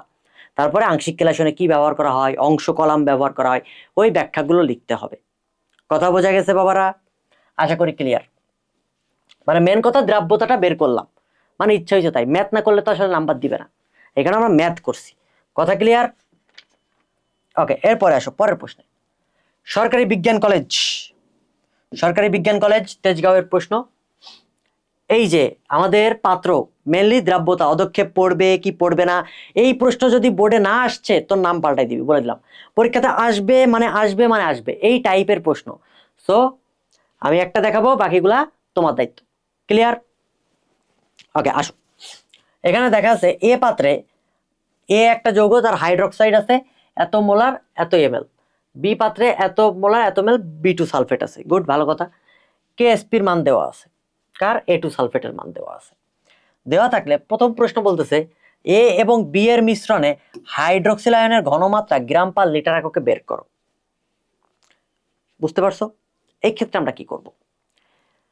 যখনই মিশ্রণের কথা বলবে, মিশ্রণের ক্ষেত্রে ফর্মুলা একটাই, যার মোল, এই মোল না দিয়ে ঘনমাত্রা দিই, হ্যাঁ যারটা বের করব, হ্যাঁ যার হচ্ছে ঘনমাত্রা বের করব, যার ঘনমাত্রা ইনটু তার আয়তন ডিভাইড বাই মোট আয়তন। ওই যে রাসায়নিক পরিবর্তন পড়ছো না, যে কেপি কেসির মতো ব্যাপারটা ওইভাবে কাজ করে। ঠিক আছে, তো একটু চিন্তা করে দেখো, হাইড্রোক্সিল আয়নের ঘনমাত্রা বের করতে বলছে, পাত্র কই, এই যে হাইড্রোক্সিল আয়ন এ পাত্রে ছিল, তাহলে এ পাত্রে হাইড্রোক্সিল আয়ন কি অবস্থায় ছিল দেখো, 60 ml 0.35 মোলার। হাইড্রোক্সিল কয়টা ছিল, তিনটা, শেষে 3 আছে দেখছো, তা 3 দিয়ে গুণ করতে হবে।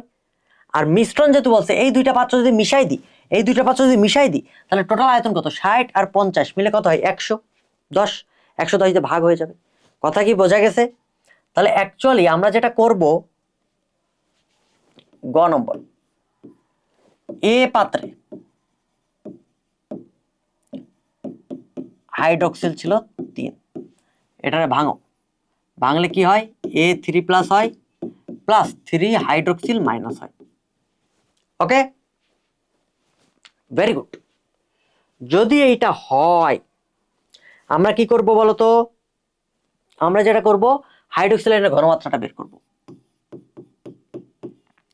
তাহলে কি হবে, 3 যেহেতু আসছে, ওই পাত্রে তো 3 অবস্থায় ছিল নাকি, ওই পাত্রে 3 অবস্থায় ছিল মানে আগে 3 গুণ হবে, কোনো কথা নেই, আগে 3 গুণ হয়ে যাবে। এইবার আই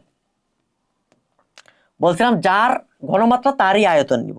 ঘনমাত্রা কত, হাইড্রোক্সিল এই পাত্রে আছে 0.035, তারই আয়তন 60, 0.035 ইন্টু 60, তাহলে 0.035 ইন্টু 60, নিচে কত, মোট আয়তন।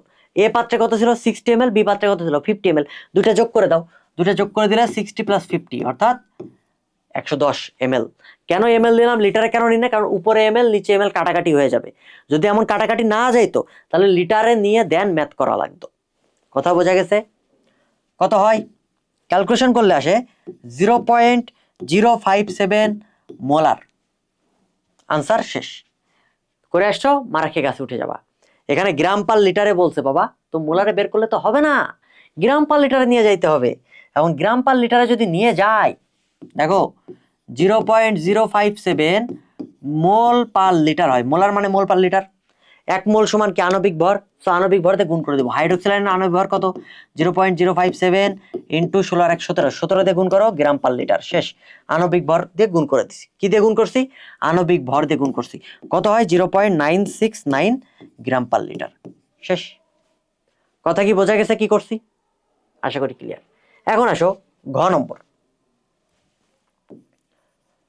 ঘ নম্বর, ঘ নম্বরে কি বলছে, এই যে অদক্ষেপ পড়বে কিনা, এইটাতে ট্রিপল স্টার দাও, পরীক্ষাতে আসবে আসবে আসবে আসবে মানে আসবে। অদক্ষেপ পড়বে কিনা, এটা যে পরীক্ষায় না আসছে আমার নাম পাল্টাই দিবি, ঠিক আছে? ওকে, এখন আসো, আমাদের বলছে কি, দেখো কার কেএসপি দেওয়া আছে, A2 সালফেটের, যার কেএসপি দেওয়া থাকবে তারই মেইনলি অদক্ষেপ ফেলাইতে হবে, হ্যাঁ। আর অদক্ষেপের শর্ত কি ছিল, কেআইপিটা বড় হইতে হবে কেএসপি থেকে, তাই না?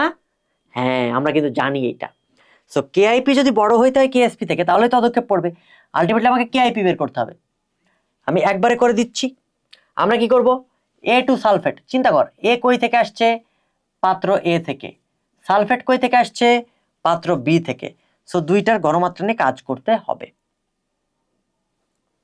ওকে, ঠিক আছে, আমরা দেখলাম A2 সালফেট এটা ভাঙবে, 2A+ হবে প্লাস সালফেট 2- হবে, এটা আমরা জানি, তাই না? সো কেআইপি সমান সমান A+ আয়নের ঘনমাত্রা স্কয়ার ইন্টু সালফেট আয়নের ঘনমাত্রা। বুঝতে কি পেরেছো? এটা পারার কথা, কেআইপির সূত্র বসাইছি, এখন আমার A+ আয়নের ঘনমাত্রাটা লাগবে, দেখতে হবে, দেখ এ এখানে কি অবস্থায় আছে, 2 না, তাহলে কি 2 দিয়ে গুণ করবো না, ওই পাত্রে কি অবস্থায় আছে সেইটা দেখতে হবে, এ কোন পাত্র থেকে আসছিল একটু খেয়াল কর, একটু খেয়াল কর, এই যে A2 অবস্থায় আছে, এই দুই তো আমরা ঘনমাত্রাতে জীবনেও গুণ করব না। বোঝা গেছে? এ কোন পাত্র থেকে আসছে? এ পাত্রে। এইখানে কি অবস্থায় আছে? 1। যদি এই পাত্রে 1 অবস্থায় আসে, দেখো এর সাথে কোনো কিছু গুণ অবস্থায় নাই, সুতরাং এর সাথে কোনো গুণ হবে না। বোঝা গেছে বাবারা? তাহলে কি এর আয়তন ইন্টু এর ঘনমাত্রা ডিভাইড বাই মোট আয়তন, সিম্পল অ্যাজ দ্যাট। তাহলে 0.035 ইন্টু 60 ডিভাইড বাই 110, কারণ 50 ml যোগ করতে হবে। একই কাহিনী, একই কাহিনী। তার মানে এটার ক্ষেত্রে কি হবে? 0.035 ইন্টু 60 ডিভাইড বাই 60 আর 50 কত? মোট আয়তন। 60 আর 50 মিলে 110, এটার স্কোয়ার। কেন 2 গুণ করে দিই? তুমি তো বলতে পারো বাবা এখানে তো 2 আছে। না, এটা নেওয়া যাবে না, কারণ এ আসতেছে কই থেকে সেটা দেখতে হবে। এটা কিন্তু তোমরা ভুল করে আসো পরীক্ষাতে। ওই পাত্রটা নিতে হবে, কোন পাত্র থেকে আসতেছে। কথা বোঝা গেছে? সালফেটেরটা দেখো তো। জীবন মানে তো সালফেট, সালফেট এখানে সিঙ্গেল অবস্থায় আছে, তার মানে এর আয়তন ইন্টু এর ঘনমাত্রা ডিভাইড বাই মোট আয়তন, সেম কাহিনী। 50 into 0.04, 50 into 0.04 divide by 50 plus 60 মোট আয়তন কত হয়? আমরা এটা একবারে করছি, পরীক্ষার সময় একবারে করতে পারবা না। আবারও বলতেছি, পরীক্ষার সময় একবারে করা যাবে না। পরীক্ষার সময় কি করবা? লিখবা পাত্র এ হতে পাই এর ঘনমাত্রা এতটুকু করে একটা পার্ট, পাত্র বি হতে পাই সালফেটের ঘনমাত্রা এতটুকু করে একটা পার্ট। অতএব এই বিক্রিয়াটা লিখবা KIP সমান সমান এই সূত্র, তারপরে এটা করে যত পাইছো এটা করে যত পাইছো সেটা বসাবা, বসানোর পরে দেন আনসার করবা। আমি কিন্তু 3-4টা পার্ট গ্যাপ দিয়ে গেছি। কথা বোঝা গেছে? পরীক্ষায় কিভাবে আনসার করতে হবে, এই ভুলটা যেন করা যাবে না। আমি এটা ডিরেক্ট করাইছি, কিন্তু এভাবে করা যাবে না, এভাবে করা যাবে না। আগে লিখবা পাত্র এ হতে পায় এ এর ঘনমাত্রা সমান সমান এই পার্টটা করবা, করে একটা মান পাবা। তারপর পাত্র বি হতে পায় একটা পার্ট করবা সালফেটের ঘনমাত্রা, সালফেট 2 এর ঘনমাত্রা সমান সমান এইখানে একটা মান পাবা, মান পেয়ে তারপর ইয়া করে দেন এইগুলো বাদ দিয়েই করবা। আমি এটা একবারে করে দিছি। কথা বোঝা গেছে? একবারে করে দিছি কারণ তোমার বোঝার সুবিধার্থে যে কই থেকে কি আনতেছি আসলে, কিন্তু একবারে করা যাবে না। মনে থাকবে, বড় করে করতে হবে। 4 মার্কের প্রশ্ন, এত শর্টকাটে কখনোই করা যাবে না, পিটাবো ছোট করে করলে, নাম্বার পাবা না কিন্তু। কত হয়? 6.626। এখন দেখো আর KSPর মান কত দেওয়া ছিল বলো? KSPর মান দেওয়া ছিল হচ্ছে 1.75 into 10 to the power minus 11, 1.75 into 10 to the power minus 11। যেহেতু KIP is greater than KSP, সুতরাং পদক্ষেপ পড়বে, পদক্ষেপ পড়বে। বুঝতে কি পেরেছো বাবারা? তার মানে KIP যদি বড় হয়ে যায় তাহলে পদক্ষেপ পড়বে। সো এই যে কাহিনী। কথা বোঝা গেছে? আশা করি ক্লিয়ার। পরের প্রশ্নে আসো। এইভাবে কিন্তু করতে পারে, এটা পরীক্ষা আসবে কিন্তু। ভিকারুন্নেসা কলেজ, খুবই চমৎকার একটা প্রশ্ন। অ্যালুমিনিয়াম ক্লোরাইডের KSP দেওয়া আছে 1.6 into 10 to the power minus 8। অ্যালুমিনিয়াম হাইড্রোক্সাইডের KSP দেওয়া আছে, এটা অ্যালুমিনিয়াম ক্লোরাইড দ্রবণ, যেটা 6 into 10 inverse 4 molar 85 ml, 45 ml 0.05 molar sodium hydroxide দ্রবণ। কথা ক্লিয়ার? ওকে। এখানে নিশ্চিতভাবে একটা প্রশ্ন আসবে, পদক্ষেপ পড়বে কিনা, ঘ নম্বরে আসবে। এটা তুমি করবা, তুমি করে আমাকে দেখাবা, ঠিক আছে? তারপর আমি প্রসেসটা বলে দিব। আমরা গ নম্বরটা দেখি। অ্যালুমিনিয়াম ক্লোরাইডের দ্রাব্যতা গ্রাম পার লিটার এককে প্রকাশ করো। Same as that. গ নম্বর, অ্যালুমিনিয়াম ক্লোরাইড AlCl3 ভেঙে ফেলো। Aluminium 3 plus plus 3 chloride minus, এটা দ্রাব্যতা S হইলে এটা S, এটা 3S, এটা তো আমরা জানি, তাই না? সো এটার KSP সমান সমান অ্যালুমিনিয়াম 3 প্লাস ক্লোরাইড মাইনাসের পাওয়ার কিউব, বসায় দাও। KSPর মান কিন্তু দেওয়া আছে। KSPর মান কত? 1.6 into 10 inverse 8, 1.6 into 10 inverse 8, 1.6 into 10 inverse 8 equals to S into 3S এর কিউব, বা 1.6 into 10 inverse 8 equals to 27 S to the power 4। এতটুকু কি বোঝা গেছে? আশা করি ক্লিয়ার। এই S মানে তো দ্রাব্যতা, S মানে ঘনমাত্রা, সো এস ইকুয়ালস টু কি হবে root over 1.6 into 10⁻8 divide by 27। এটা রুট ওভার না, এটা 4 রুট। ক্যালকুলেটর বসাও, ক্যালকুলেটর বসালে যে মানটা আসে এটা আসে হচ্ছে আমাদের কত 4.93 ইন্টু 10⁻3 মোলার বা মোল পার লিটার। কথা কি বোঝা গেছে? খুবই সহজ না? পরীক্ষাতে এমন আসতে পারে, বলবে অ্যালুমিনিয়াম ক্লোরাইডের দ্রাব্যতা কত। তা দেখো এইটার মানে আসলে কি বোঝাচ্ছে? এইটার মানে বোঝাচ্ছে অ্যালুমিনিয়াম ক্লোরাইডের দ্রাব্যতা এত, এটার মানে বোঝাচ্ছে অ্যালুমিনিয়াম আয়নের দ্রাব্যতা এত। কিন্তু কিন্তু ক্লোরাইড আয়নের যদি দ্রাব্যতা বোঝায় তখন কিন্তু 3s অর্থাৎ 3 দিয়ে গুণ করতে হবে। 3 ইন্টু 4.93 ইন্টু 10⁻3 এইভাবে বের করতে হবে। পরীক্ষা এসে গেল ক্লোরাইড আয়নের ঘনমাত্রা কত, বের করতে পারবা না? এইভাবেই করতে হবে, করার পরে জাস্ট এস এর সাথে 3 গুণ করতে হবে, তাছাড়া কিছু না। এখন প্রশ্ন তো এই পর্যন্ত না, বলছে অ্যালুমিনিয়াম ক্লোরাইডের দ্রাব্যতা কত গ্রাম পার লিটার। একে এখন আণবিক ভর দিয়ে গুণ করে দাও। 4.93 ইন্টু 10⁻3 ইন্টু 133.34 গ্রাম পার লিটার কত হয় 0.656 গ্রাম পার লিটার। বোঝা গেছে? খুবই সহজ না? খুবই সহজ। পরের প্রশ্নটা দেখো, উদ্দীপকের পাত্রদের দ্রবণকে একত্রিত মিশ্রিত করলে অধক্ষেপ পড়বে কি? একই কথা, সেম সেম এজ দ্যাট।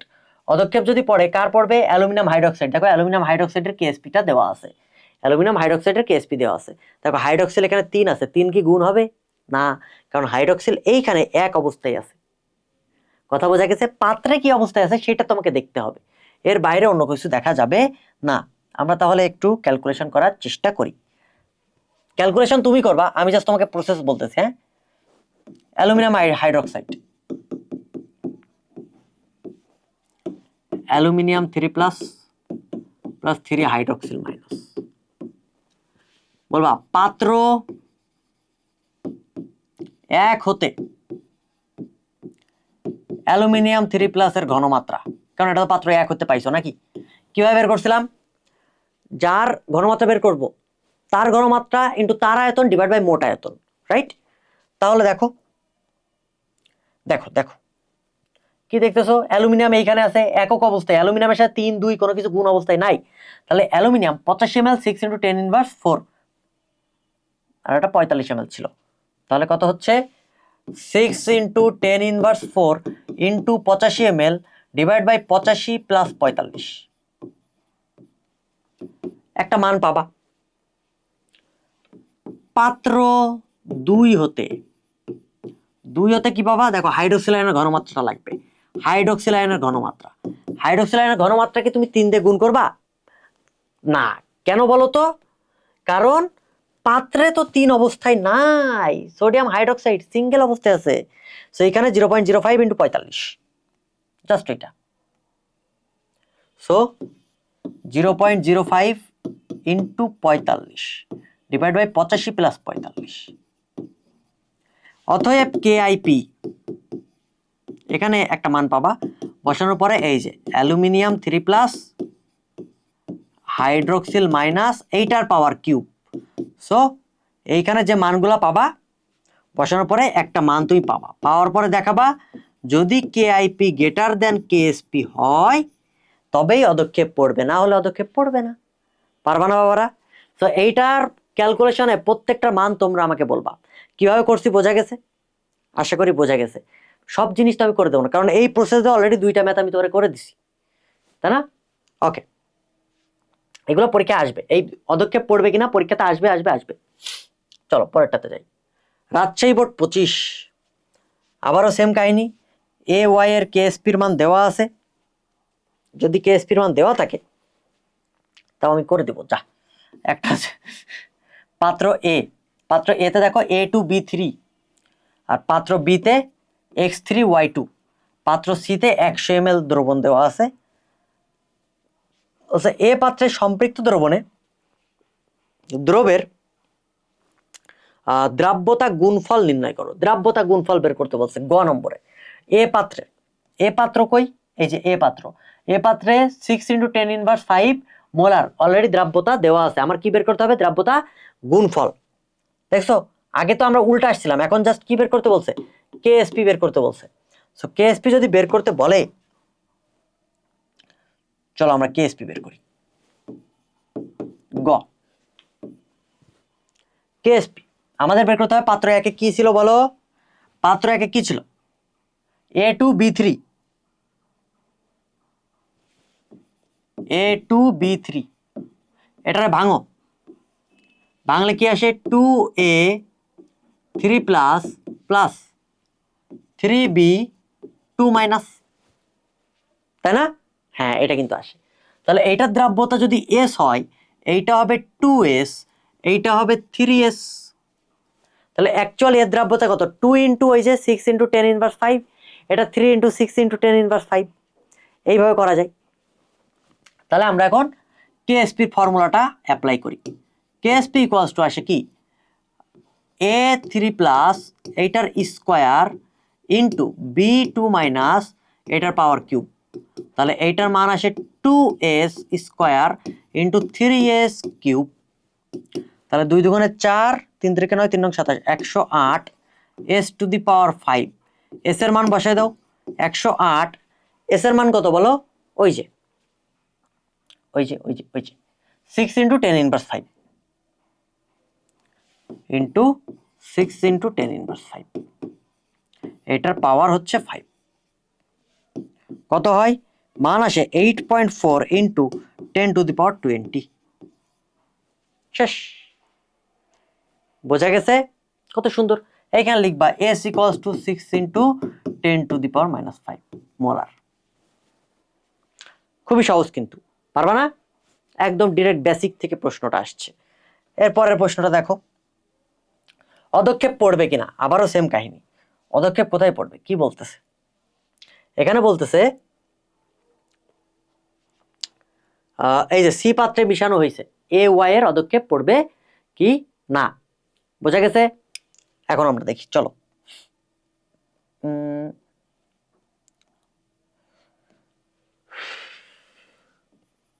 একবারে লিখবো, AY যদি বলি, ভালো করে বুঝিস, এটা ভাঙলে হচ্ছে A3 plus plus Y3 minus.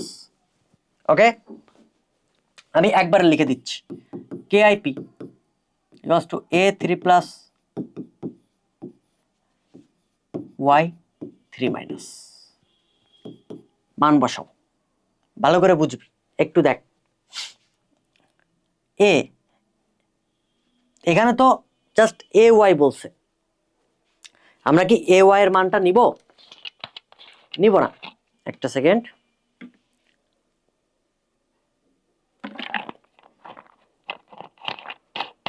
আমরা কি AY এর মানটা নিব? এর মান একটা না, এ আসছে কই থেকে, এ আসছে পাত্র এ থেকে। পাত্র এতে এ কি অবস্থায় ছিল, 2, A2 A2 A2 A2, তার মানে এ দুইটা ছিল। তাহলে আমরা 2 দিয়ে গুণ করব। বোঝা গেছে? কত, 6 ইন্টু 10 ইনভার্স 5 ইন্টু 2, তারপরে আয়তন 40 ডিভাইড বাই মোট আয়তন 40 আর 30 যোগ করে দাও, তাই না? তাহলে কি হবে, এর ক্ষেত্রে 2, এই 2টা কিসের 2 এটা তোকে বুঝতে হবে, কারণ কোন পাত্রে ছিল সেই 2। হ্যাঁ, 2 into 6 into 10 inverse 5 into 40 divide by কত, 40 আর 30। দুইটা পাত্রের আয়তন কত ছিল, 40 যোগ 30। আর এটার ক্ষেত্রে দেখো তো, এটার ক্ষেত্রে তো 40 যোগ 30 হবে।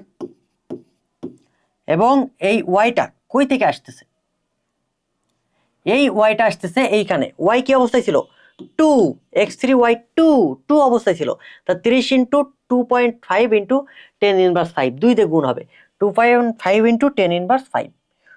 ওকে ওকে, তাহলে এখানেও 2 দিয়ে গুণ হবে, 2 ইন্টু, এই ভুলটা যারা করবা তারা কিন্তু মারা খেয়ে কাছে উঠে যাবে, এই ভুল করা যাবে না।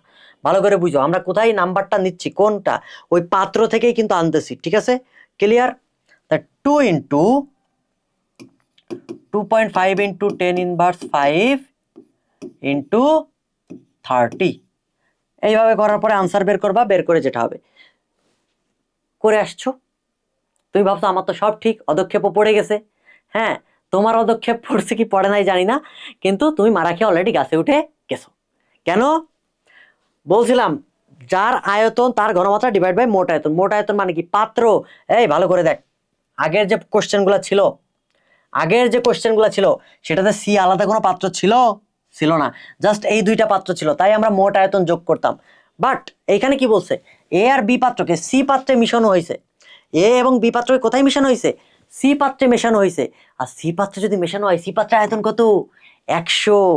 এখন ওই পাত্রের আয়তনটা হয়ে গেছে মোট আয়তন, এখন এই দুইটা মোট আয়তন নাই বাবা।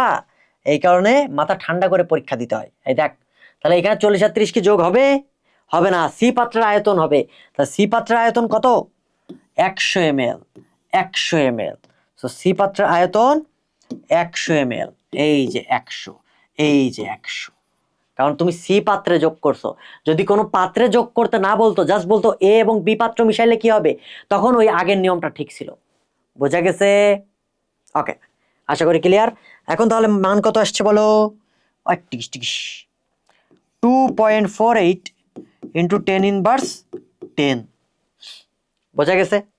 তাহলে কি আসে? কেআইপি গ্রেটার দেন কেএসপি, অতএব পদক্ষেপ পড়বে। শেষ। পদক্ষেপ কেন পড়বে না? অবশ্যই পড়বে। পরেরটাতে আসো।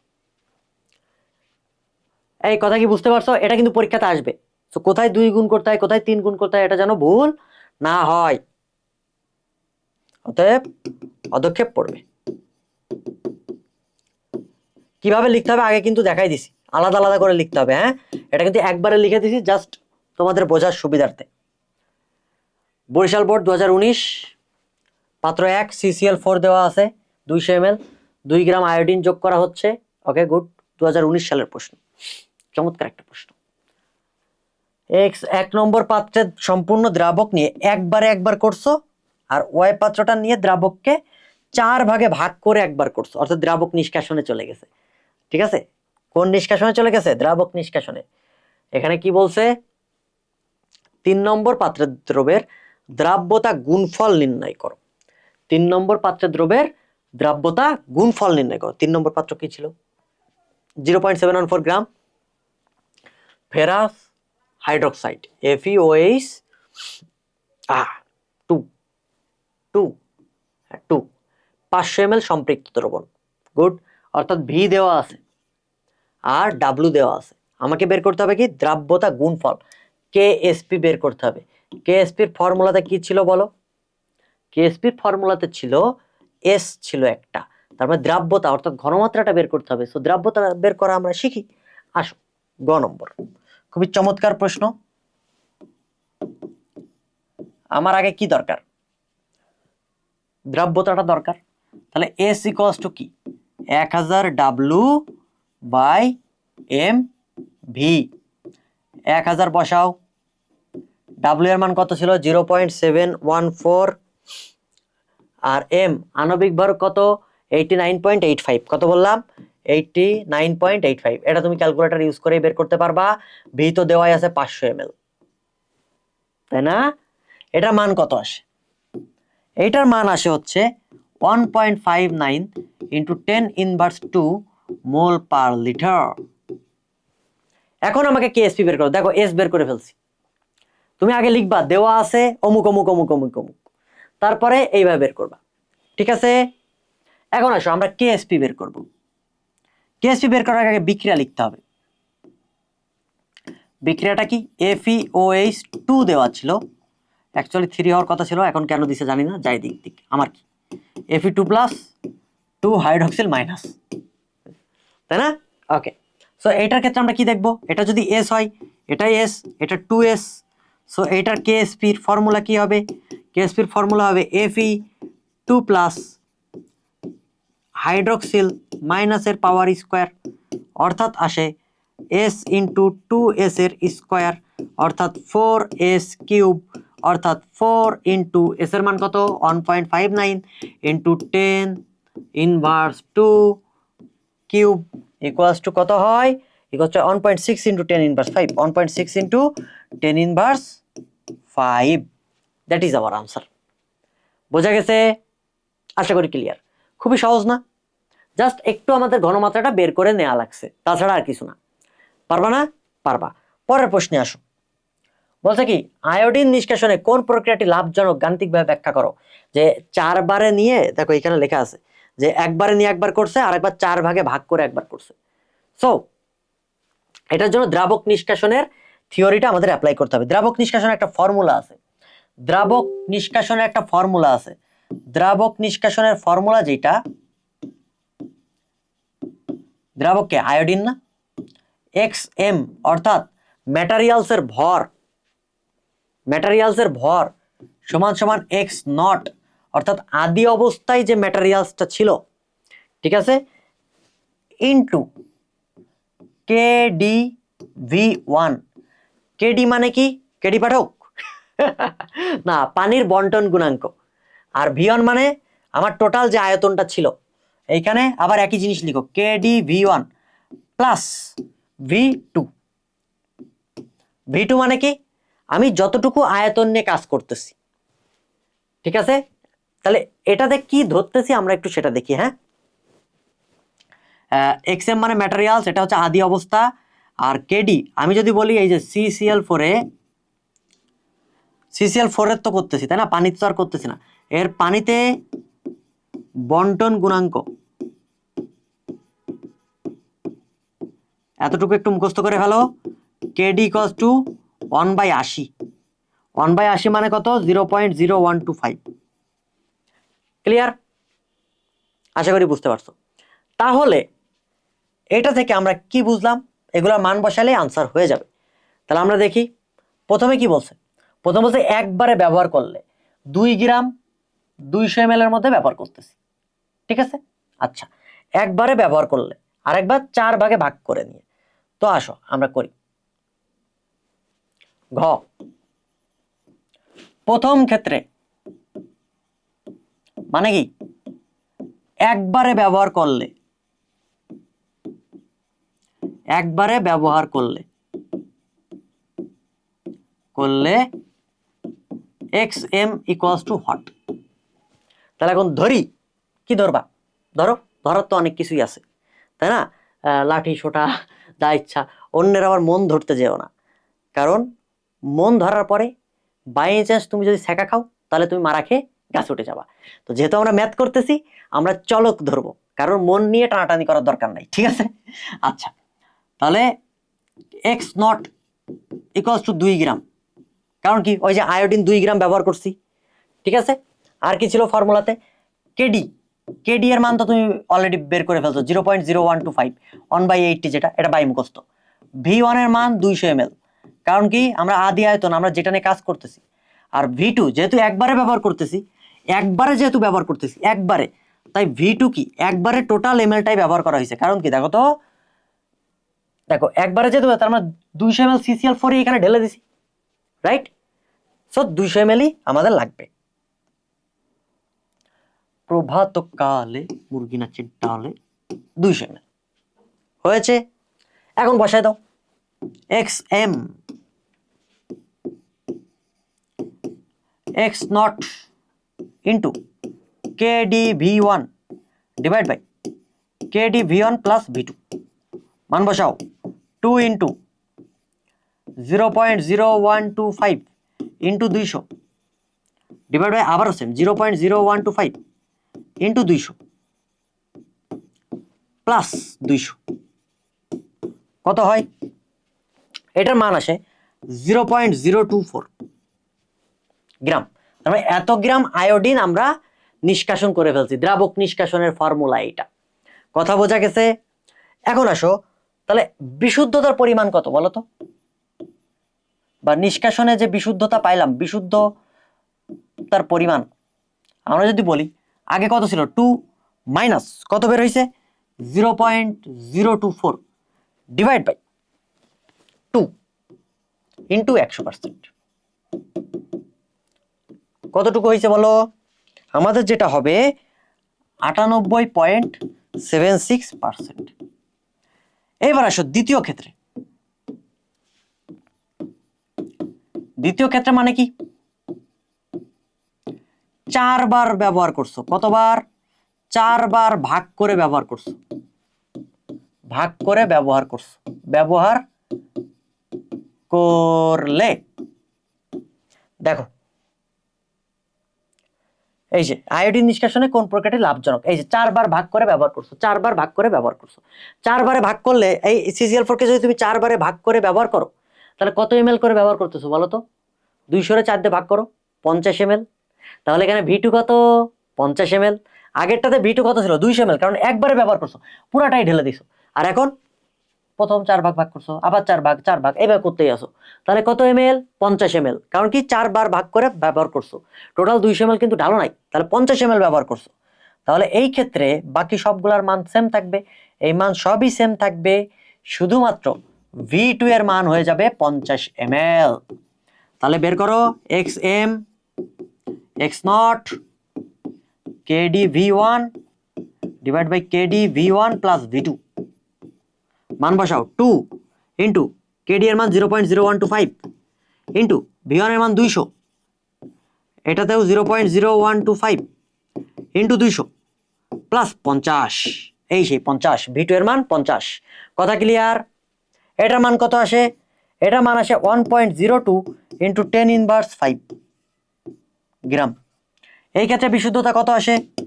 বিশুদ্ধতা আসে ওই সেম ভাবে করবা, মাইনাস করে এইভাবে করবা।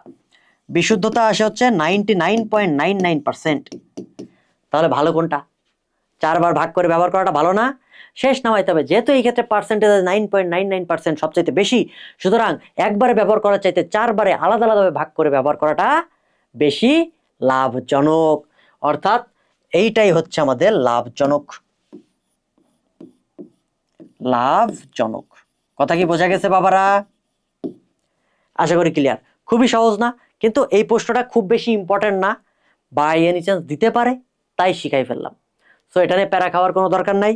আমাদের মেনলি ইম্পর্টেন্ট যেটা কোয়ান্টাম সংখ্যার সেট, দ্রাব্যতা, তারপর হচ্ছে আয়ন শনাক্তকরণ, এইগুলা, ঠিক আছে? এইখান থেকে কিন্তু পরীক্ষাতে আসবে। আর 1/λ।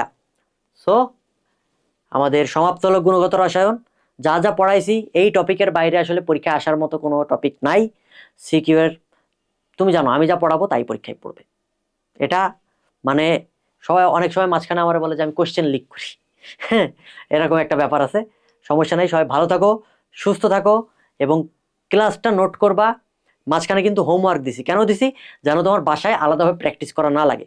ক্লাসের মধ্যে ক্লাসের পড়া হয়ে যাবে, ক্লাসেরটা প্র্যাকটিস করবা, পরীক্ষায় কমন পারবা, পরীক্ষায় যে কোপ দিবা। সবার জন্য আগুন ইমোজি, দোয়া, ভালোবাসা। জীবন যেখানে যেমন।